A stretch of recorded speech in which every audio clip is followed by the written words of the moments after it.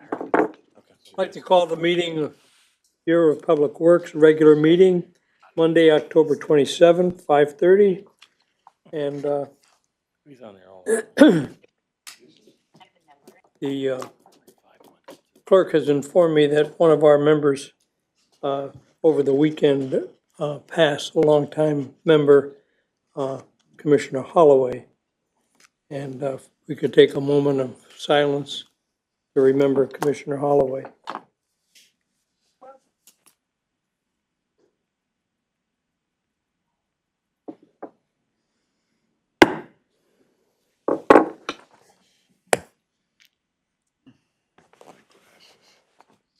We need to ask for any public comments relative to agenda items. Anyone on the telephone? Public comments on agenda items. No one at the meeting? We'll move on to the next item for approval of minutes.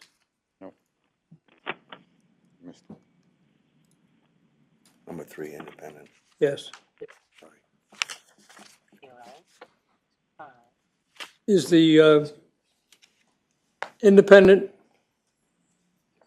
consumer advocate with us? Okay. As I said, we'll go on to the minutes. We need a motion to approve the Move minutes. to approve. In a second. Second. Thank you. All in favor? Aye. All opposed? Any opposition? We're all set. Move on. Item number 5. Consideration and potential action for the acceptance of sewer developer projects. Good evening. You're not Mike Curley. He's not here tonight. Susan Negrelli, Director of Engineering. Hi, we have 3 sewers that were built by developers. That we're looking for your final acceptance for. The first one, John, can we do these all as a group? Yes, it's a single resolution. Okay. So the first one is 16 Fenn Road or 6723 Myra Cohen Way in Newington. About 600 feet of sewer was built for that development. I think it's the Flash Car Wash out there. We also had 48 Fairfield Avenue in Newington. 42 feet of new sewer was built to serve that one home. And then we have Baker Hollow Road in Windsor, which the town of Windsor recently developed. We got about 1,600 feet of sewer, new sewer up there through their developer permit agreement. If you have any questions, I can, or, it's just a regular acceptance of these sewers into our system. Move acceptance. Any, thank you. A second? Second.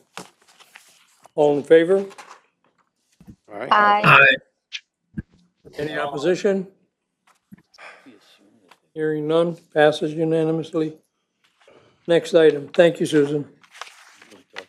Number 6, a report regarding sewer investigations, repair and maintenance of a project on Central Row and Market Street. I don't know who's going to. Clarence is going to do this. Yes. How are you? My name is Clarence Corbin, member of the engineering team. And I wanted to, present to you the Market Street, Main Street project and Central Row. All right, and I'll do this as quickly as possible so that we can kind of answer any questions you may have. So, it's part of our large diameter sewer rehab program we've been doing for a number of years. So this is one of the phases of that. And right now we're in phase 3A, which is this first phase, part 1 is actually under construction. There are other phases that is going out to bid here shortly. And the last phase is still in design. So we're looking to do that. You have a map in front of you that actually shows you our focus on Central Row and what we're planning on doing. We found that the condition of the sewer is in poor condition. We want to see if we can address that in the short order. So first phase is talk about Central Row. That's when we have the critical problem. There's some failing sewer there, and we're actually looking at brick sewer that is actually in poor condition that needs to be addressed. And how we're going to address that is to first do an investigation of exactly how the sewer is functioning, and then at the appropriate stage, we'll come up with a solution to come up with a replacement of that particular sewer.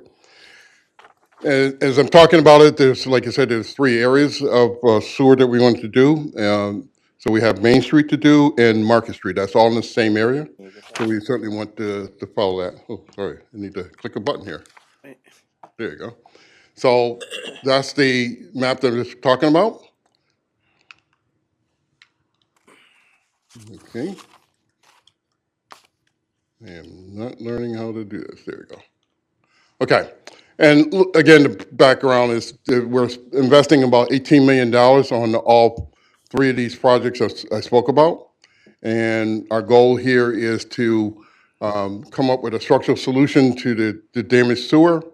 Our main goal is to line as much of this brick sewer as possible in the city of Hartford.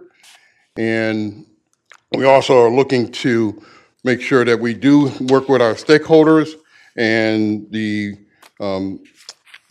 Connecticut Transit that's going to be one of the impacted areas. So we'll talk about the detour at the end of this slide.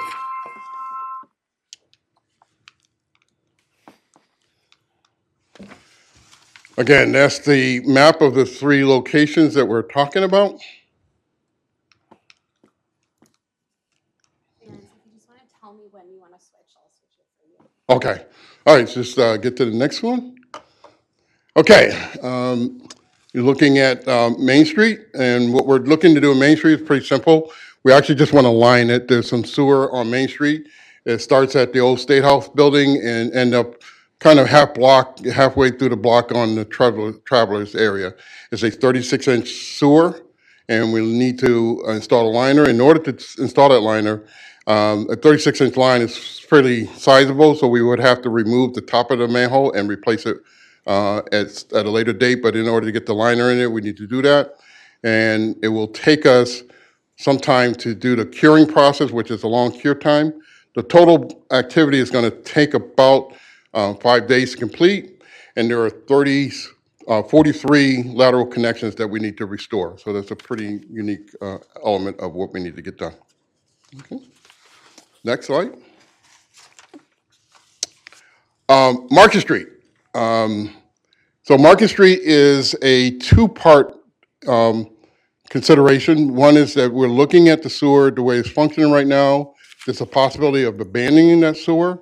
And the way we're looking at, to accomplish that, we need to send a contractor in to do an evaluation of all the lateral connections and come up with a solution as to whether we can determine which one is live and which is not. The second option for us is to do a replacement and rehabilitation of that sewer. How we would do that is to install a liner, as we're doing with all the other brick sewers. And in order for us to get to a positive connection, we actually need to take the end of the sewer and connect it to State Street. So we're looking at that particular plan right now. So we're looking at those as 2 different options as it relates to that. I'm going to go back to the next slide. Okay. So I'll go back a little bit on State Street. I may have missed a little bit of that information, but what we want to do is we're working with outreach to make sure we communicate with all of our stakeholders. We've done meetings with Connecticut Transit and had an understanding of what their impacts will be.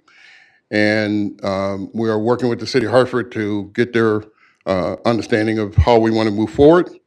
We did door-to-door communications with all of the businesses in the area, so that's already been accomplished. And this week, we're going to have a meeting at the Travelers. We did meet with the Travelers earlier, and they're going to provide a stakeholders meeting for the MDC at their location. So we'll have that later on this week. Coupled with that is certainly our normal outreach program is going to go forward. And we're going to be doing a variable mesh design, so you'll be able to go by the area and you'll get the basic information about the detour plan. And what I'm going to go back to is back to Central Row, is that we need to relocate that sewer such that we have to connect it to Prospect Street, whereas right now it's not connected to Prospect Street. And in order to do that, we need to perform test pits, and test pits will give us the final determination on how to get that sewer installed. However, to do a detour plan, and that's what's going to be significant about this. Next slide, if you don't mind. And this is what that detour plan is. This is the crux of why we wanted to bring it to the board and understand that we're going to shut down Central Row eastbound for a period of time in order to do this, improvement to Central and on Central Row. So it will be a closure eastbound on Central Row, and it gives us an opportunity to install the new sewer and make the new connection and satisfy the condition that is right now failing. Yeah, and the hours that we're looking to do is that Central Row, if you're in that area and you drive into the city of Hartford, it has, reverse flow for traffic, and some of the roads are occupied temporarily with traffic coming into the city and going in the opposite direction of the normal traffic. And we're going to shut that off, but allow our work to be start after 6 a.m. And we're hoping to finish our work by 6 p.m. On a daily basis. It's about 3 weeks worth of work is what we expect to happen. So we would be able to complete this work in that period of time. 6 a.m. Any questions? Very good. Put it at night. Commissioner, questions? Yeah. Yeah. City did. Oh, I'm sorry. Commissioner DeBello? Saying 6 a.m. to 6 p.m.? Sorry, I said it again. I should have said that. Are you gonna- 10 p.m. No, 10 a.m. to 6 p.m. is the work hours. Could you do it at night? No. We have to deal with the utilities, the gas and electric companies. We need to have them available during the day so we can troubleshoot and come up with a solution. What's a significant part of this is that we need to find a way to make sure that we have the space to put into this new sewer. So it's a proposed plan, but we have to determine through interaction with the other utilities that it actually could be done. They just repaved that whole area. What? Through working with the city of Hartford to leave unpaved, and we'll be paving that at a later date. So there's an area that is not paved, and that's the work zone that the MDC will be using. On the left side? Yes. Nightmare, that's- Further questions? Just a, Commissioner Gale? Wolf. just a comment. I'm sorry. I think this, because of the placement of it, I think this project would benefit from some type of signage where we talk about maybe the history of the pipes down there and why we're doing this, and maybe you could put it out on a sandwich board and have Commissioner Mandyke bringing in and out every day. But honest to God, there are so many folks that walk around that area that I think would appreciate understanding the history, and maybe, I don't know. I think it would go a long way in explaining why we're doing this, why this is necessary, and it could be helpful. And I think there are folks at the city that could be helpful in getting that message out as well. Madam Chair. Yes, sir. Thank you for recognizing me. Yeah. Thank you, and we will do that. I talked to Jackie, Commissioner Mandyke, this morning about, we had, the staff had talked to her last week, but this is right out in front of her office. But, as Clarence has said, we had already planned with the city that this work needed to be done. It was a timing issue, and that's why the area that we're working in wasn't paved.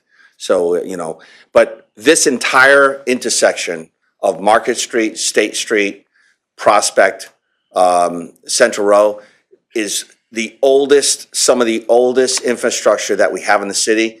And as Clarence had mentioned, some of these brick sewers don't go anywhere. They're just blocked off or they just disappear. And that's why we have to actually dig things up to actually figure out how do we get from Market Street over to Prospect and vice versa. And it's a real mess. And the only way, unfortunately, we can do it is to dig, to verify those exact locations of how we're going to actually make this work. So as we say, a time frame, but we don't know. We could run into a lot of stuff. And as Clarence said, the MDC, when you call them at 2 o'clock in the morning, they show up, right? When you call the gas company, electric company at 2 a.m., they say, we'll send you a telephone pole holder and we'll see you at 9, right? They don't respond the way we do. So we need them to be available if we have to make some changes, in the field. We have to have their access to their staff and their services. If I may, Mr. Chairman. Please. Yeah, and completely understand, Scott. The one other thing that I mentioned now that I'm thinking about it is Travelers has an internal page, like a home page full of their employees, where they post updates and things. The MDC may want to consider asking them to post a message to their Hartford employees, and getting it on there so folks know about it as well. And we have a meeting with them next week. So, Thursday. So that's a perfect, we'll make sure and mention that as well. Yeah, that was mentioned to me already, so Right. we're going to look to take advantage of that. Yep, perfect. Yes, Commissioner Payne. Thank you. Through the chairman, about how long of a project is this? And have we used the, I know you're not putting the liner in right now, but have we used that liner in a pipe as big as 36 inch? Yeah, yes. But just, you said 3 weeks, right? Yeah. And is that 3 weeks for all three projects? No, let me add to that. So it's 3 weeks for this first phase, which is Central Row. And then we have to take a break, and then we'll come back in December to install the liner on Main Street. That's about 5 days. And then we have to decide what we're going to do on Market Street, which is, 2 to 3 weeks of work as well. And some may be totally abandoned.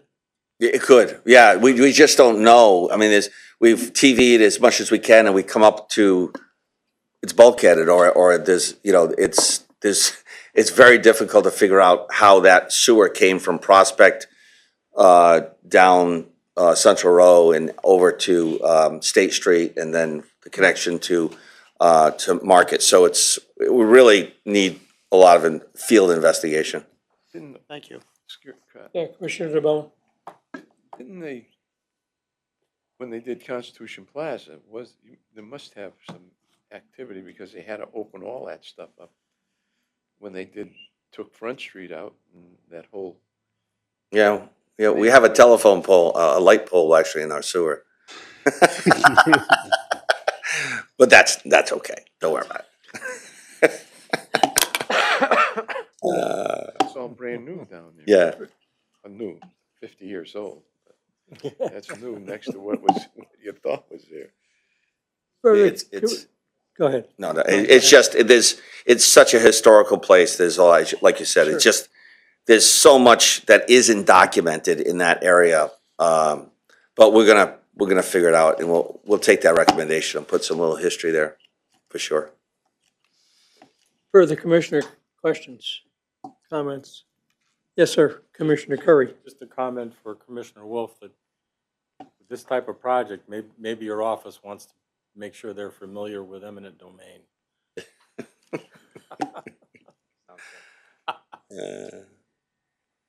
Chairman, Yes.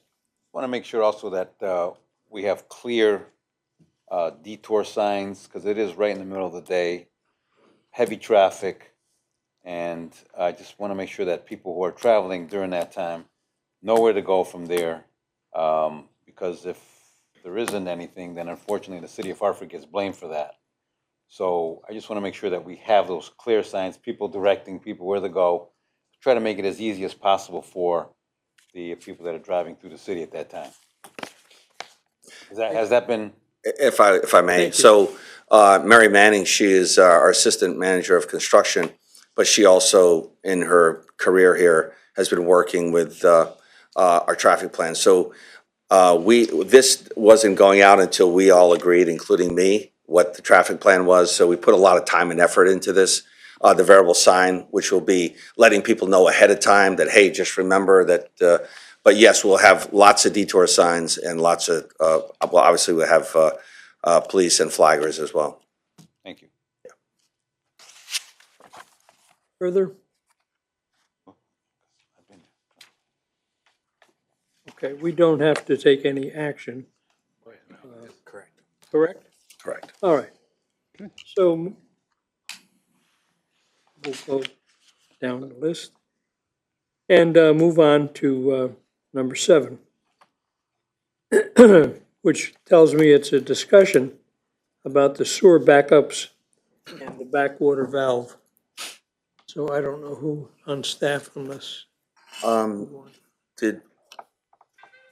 apologize, but did, This item was requested by Commissioner Bush at, I believe, actually the district board level. okay, I spoke with Chairman Curry and Commissioner Bush, and we thought it was more appropriate at BPW. okay. I think Commissioner Bush had said he was going to call in. I'm not sure if he's attending remotely, but I think we wanted to hear what exactly he wanted and was looking for, and or for the committee to discuss. And if I may, in my conversation with Commissioner Bush, which was months ago, about this topic, I think his concerns, correct me if I'm wrong, Chris, but I think his concerns were the issue about having to discharge, sump pump water out of the basement and into the backyard or wherever, because there's no storm system.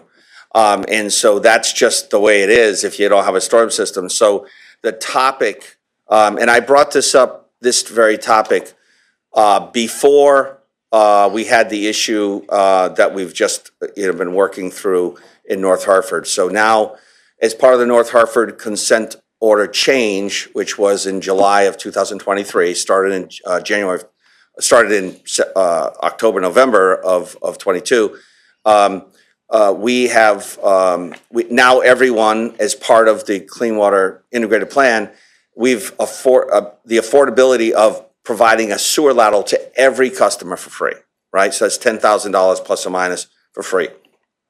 Prior to that conversation, we actually talked here at BPW about an MOU, a possible MOU with the city of West Hartford, and it was going to be the model for having MDC support our towns with stormwater improvements. So, for example, the town of West Hartford, as we know, all this wet weather that comes from their system and from Newington and Weathersfield, and in other parts of the community, the wet weather comes into our sewer pipe through a combined sewer system, even though it's generated let's say West Hartford, it's a separated system, but the stormwater is pumped from the basement into our sewer pipe. So now all of a sudden it's theoretically a CSO pipe, but it's not supposed to be. So West Hartford has embarked on a couple of projects. They're actually building a storm pipe, an 80 some odd inch storm pipe. They actually hired CDM, and they're actually building a storm pipe to Trout Brook. And so the logic in that MOU conversation was MDC already pays for free for every home, including West Hartford and all these separated towns, not just Hartford. We pay for the sump pump and we pay for the backwater valve and all that stuff that goes into protecting our home from a sewer surcharge. And the logic of the MOU was never brought to the BPW and requested approval. The logic was for MDC to incentivize a town to build storm systems because that wet weather system is causing problems in Hartford or elsewhere in the system or in their own town. The logic was the town builds the storm system, and then the MOU was, because we did this in a couple of our clean water projects in West Hartford back in between 2009 and 2013, was that the MDC would pay for the work that we do in the basement, which is, we do that for everybody, but would also pay for the storm lateral to go from the house to the property line. The city would build the storm, and then that connection would be made. We haven't brought this to BPW as of yet because the board just accepted the liability and responsibility of giving everybody a sewer pipe. But there is logic of moving forward with this concept, because if you think about any town, including West Hartford, any town that we can incentivize to put in storm systems in their town, the beneficiary is the MDC. And I presented, I don't even know when, but I presented multiple times, the Stormwater Authority concept. And what I showed you there was, and broke it down by town, was the wet weather water that comes into our system from all 8 towns. It costs the MDC on our operational ad valorem expense about $10 million a year. So if you could get rid of all that wet weather, you'd save $10 million. That's not going to happen like that, but if you could do that, you'd save $10 million out of 54 million. So the logic was, I think, the concept from Commissioner Bush was what I'm referring to is, does the board, BPW and the full board, have any inkling or willingness to consider this program? There would be a cost to it, obviously, but we could come back and bring you the details of that program and what the cost savings could be. And it's not going to be immediate, but it would be, a lot of conversations about West Hartford sends 80 MGD to our town, right? Now, one would say, well, why shouldn't West Hartford pay for it? And I agree, they should pay for it themselves. But if they don't do it, they don't do it. So this is more of an incentive for a town to do it. I think they have, what's the number? How much money are they spending? 350 million. Yeah, but how much is the money they're gonna spend on this? 50? It was like, yeah, $5 million a year, but it was, this initial project is a main storm pipe, 80 some odd inches, but it's gonna encapsulate about 30 some odd homes. It's not so much for the 30 homes, it's for the bigger watershed of the town. But the goal of this kind of a program would be it would be for every town. There'd be expense to it, but it's almost like the start of a stormwater authority. You're encouraging your towns to spend money on stormwater infrastructure, which saves on the expense side of treating that stormwater. And once you get the stormwater out for good, theoretically, backwater valves and sump pumps are a thing of the past, right? Now you have a storm pipe in the street. You might have a basement property that needs a sump pump just because of the elevation between the storm and the sewer and the house. But in general, we're putting sump pumps and we're putting backwater valves in to protect homeowners from groundwater that's seeping into their basements, or surcharging from the separated sewer pipe that has groundwater in it from people pumping it in. So I think that's the issue, what Commissioner Bush was referring to. But we're happy to, if so, On that. yeah, we're happy to bring that to the next BPW meeting. Isn't that a violation of the Yes, it's a violation of, state it's, law, federal law? no, it's a violation of well, there's some plumbing code issues there for sure, but it's a violation of the ordinances of our towns, and it's a violation of our ordinances. But the reality is, and I used this example before, the town of Southington, this is 20 years ago, some towns chose to say, we're gonna penalize you $100 every year for you discharging your groundwater into the sewer system, and people said, okay, here's your $100. So it doesn't solve the problem. The goal is to get the stormwater out forever. And this stormwater system in a town, My understanding is the plan that CDM created for the town was the total cost of their storm system was 300 million from, but that's only 1/3 of the town. That's right. So if you take, multiply by 3, obviously you're talking about a lot of money. Almost $1 billion for one of our towns. And so this is a real expense, but it's a huge benefit to the MDC if one of our towns is willing to spend $300 million on storm pipe. There's not a lot of storm pipe in most of our towns. West Hartford and obviously Bloomfield and Weathersfield, Newington. There's a need for stormwater pipe in those towns. So we're happy to bring up a presentation and we can talk about it further. So you want us to pay $750 million? That's what you're basically saying No, for the other, well. they're going to spend. Yeah, they're going to spend. Maybe I'm wrong. Yeah, no, the town of West Hartford. They're spending $350 million right now. They've identified $300 million worth of stormwater work that needs to occur in 1/3 of their town. So So it's $1 billion, right?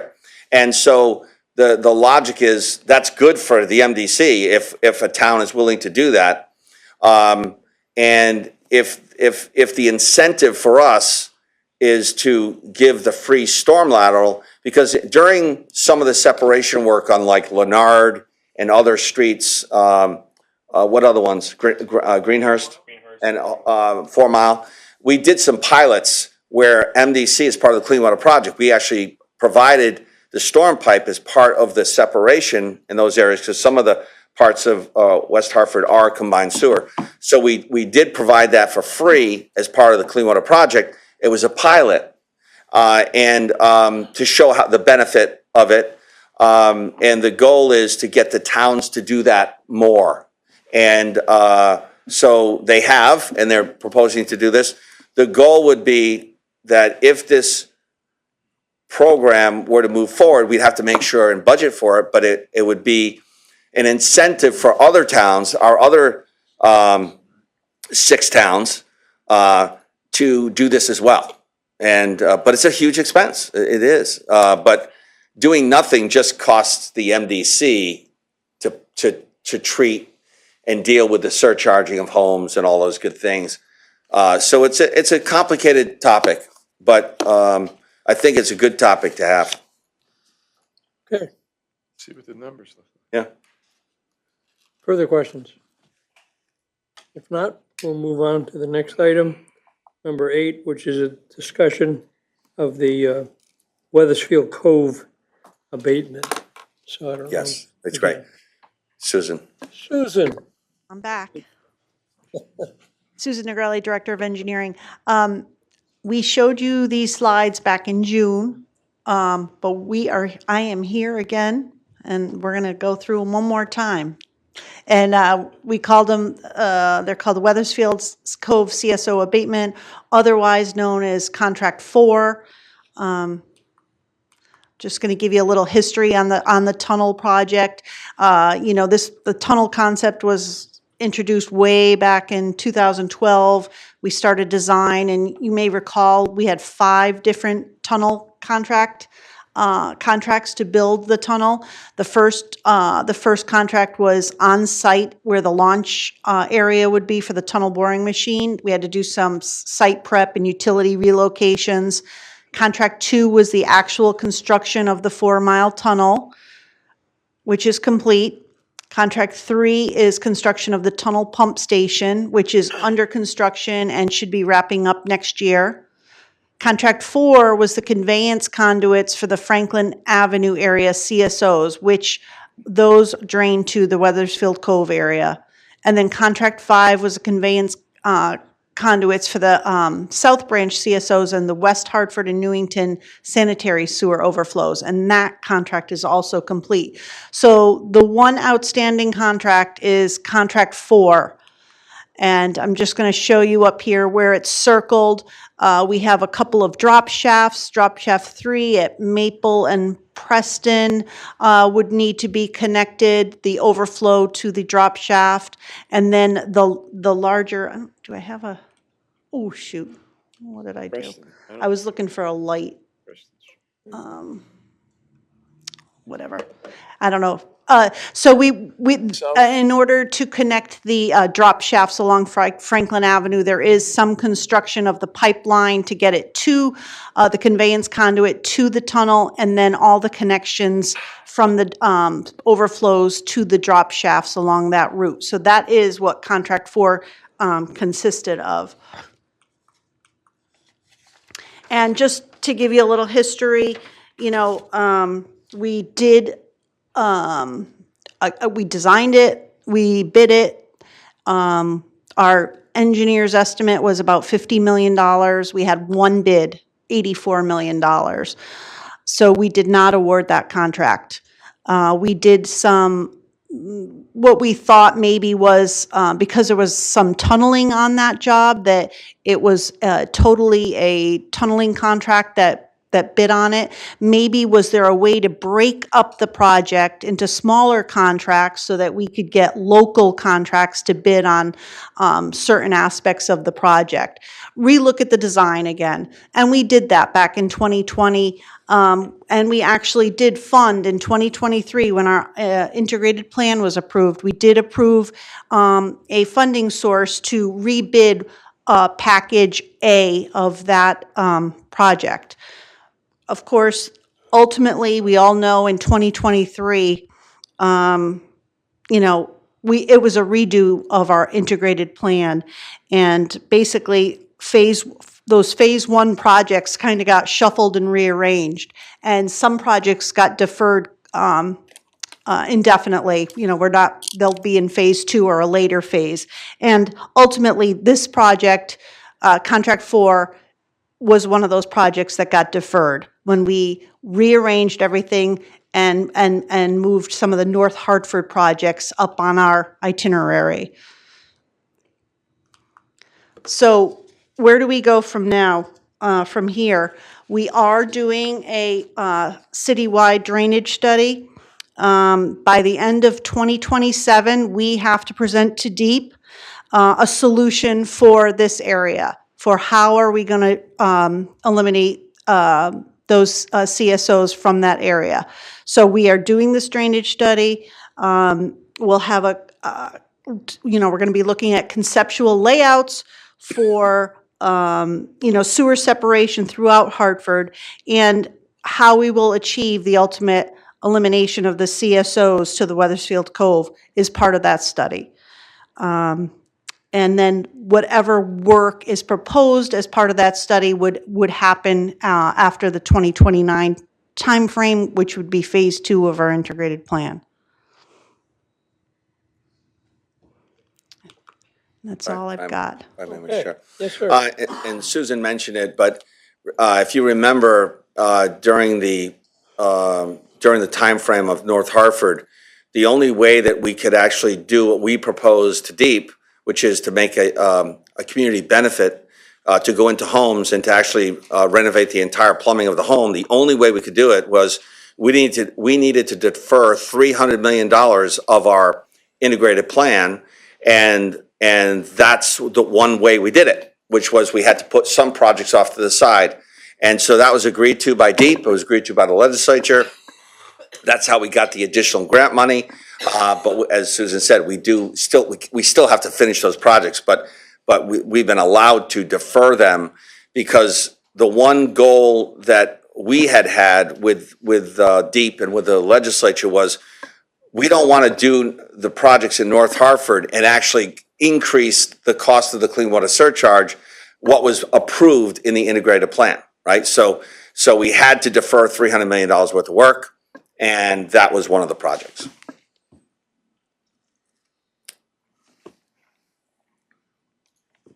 You all good with that?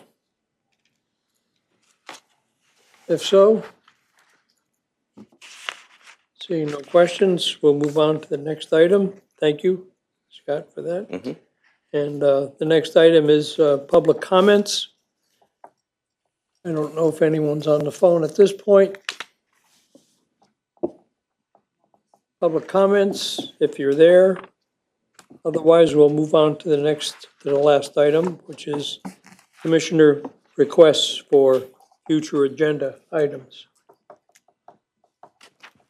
If there are none,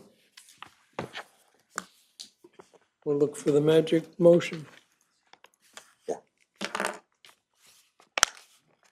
To adjourn? Second. There you go. Thank you.